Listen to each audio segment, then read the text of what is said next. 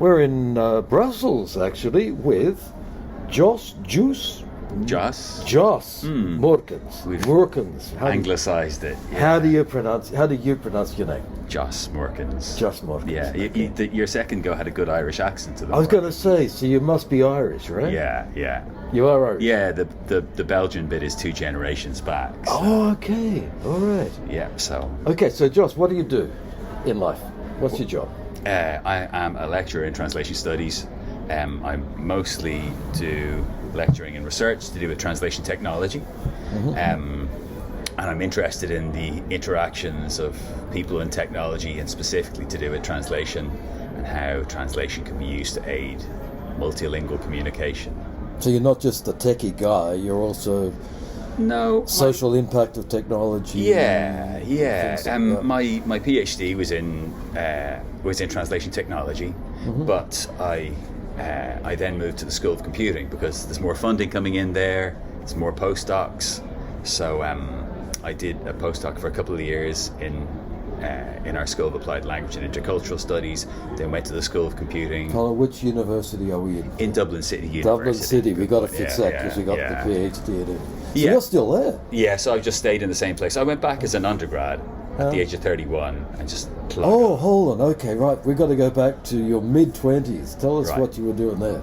Okay, in my mid-20s, I was working for an internet service provider. There was the dot-com boom, and I was working in a co-location facility, a big data center.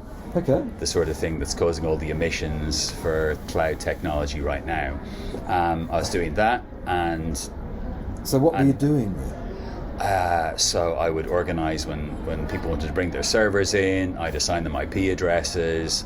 I'd log into our switches and label things, set them maybe a choke how much connectivity they had. Okay. And so initially we had a couple of different disparate facilities. Then we had one bigger facility. Google took over one room. And then all of a sudden there were a group of us doing the same job. It started off being just me, and then it expanded. So it's not just a technician.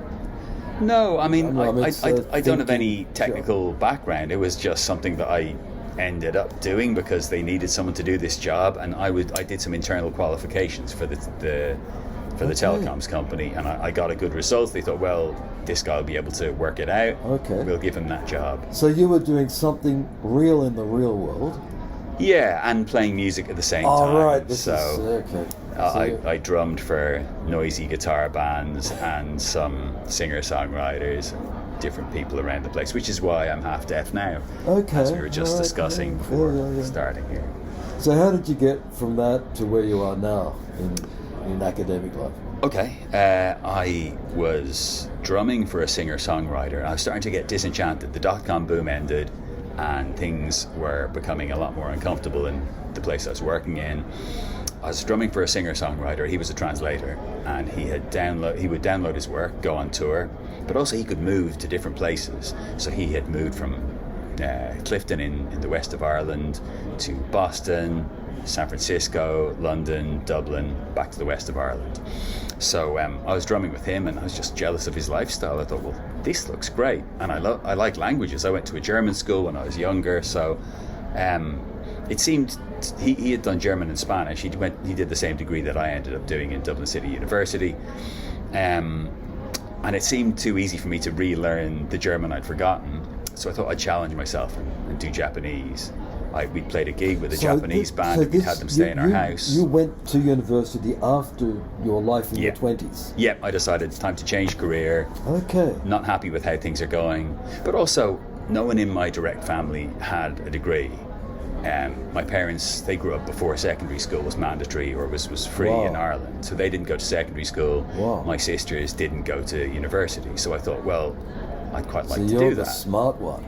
No. I mean, I'm definitely not the smart one. I just was last, so I had the privileges that weren't available to them. So, what age were you when you started your undergrad? I was 31.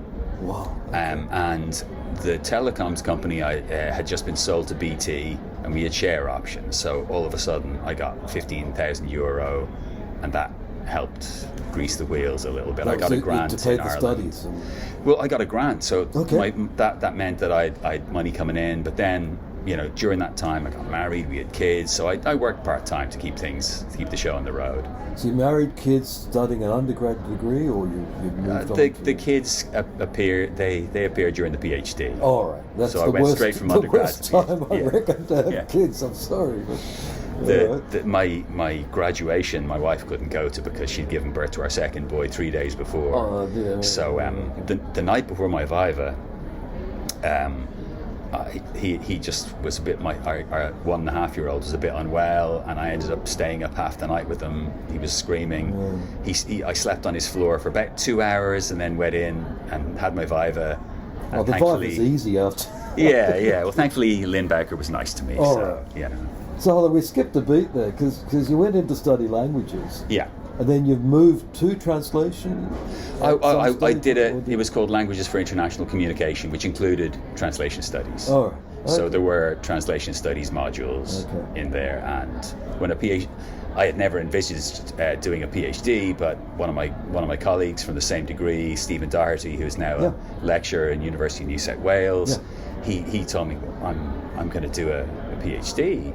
And I want to be a professor by the time I'm 40. And I just thought, what is this? You can be done. Well, he did it. Good, he's a smart fella.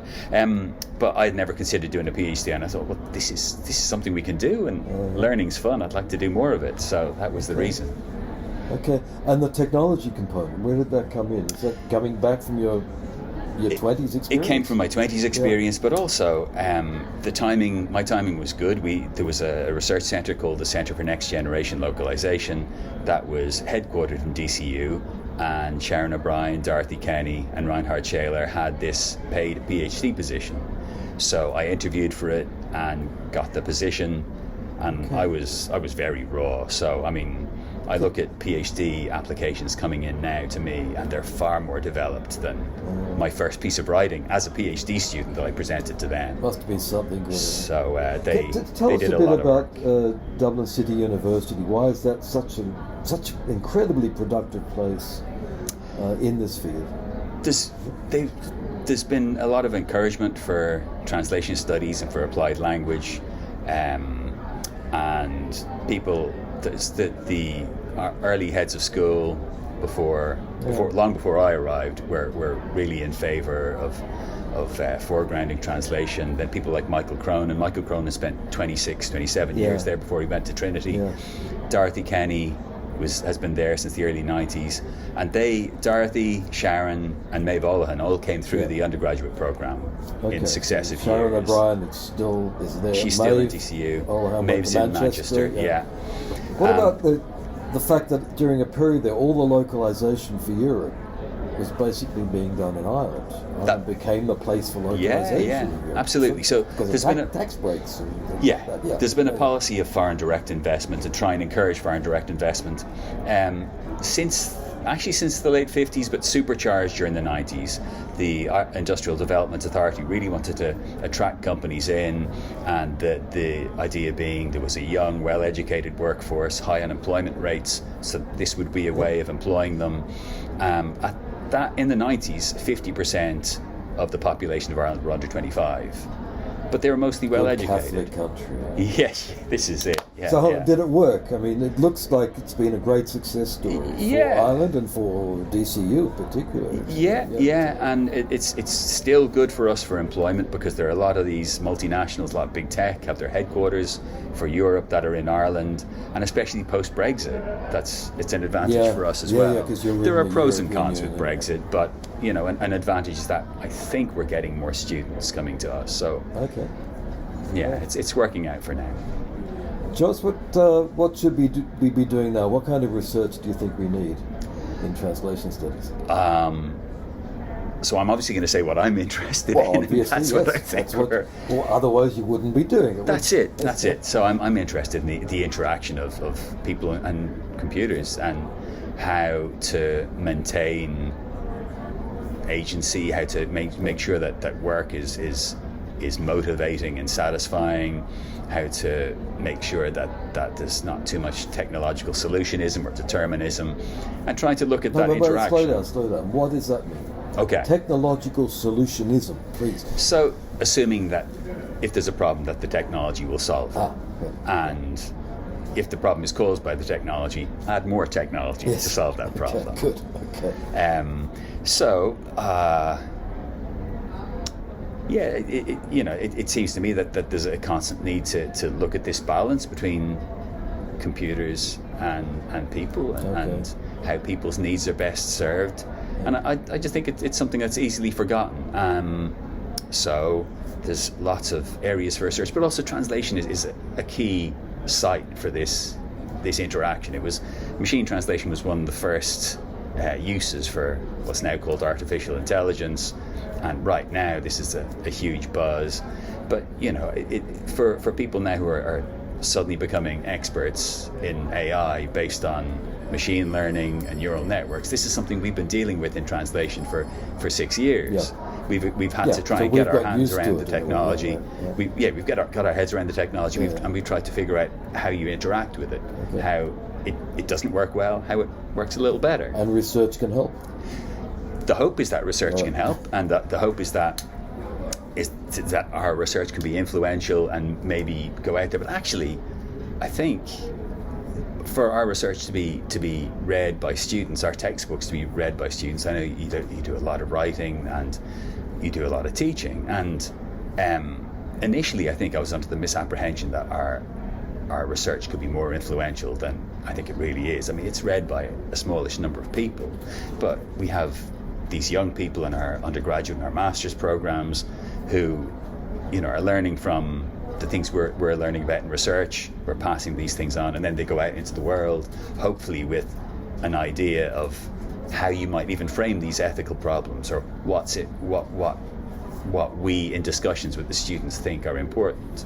And I think that's probably where we can be most influential. And I think as students, I've only been in a faculty job for 7 years, so it's not been a huge amount of time, but I've been teaching in DCU since 2011, so I've had time for people to come back to me and just to see what effect our teaching can have, and that's really satisfying and pleasing. Great. Jos, thanks very much. Thank you. All right.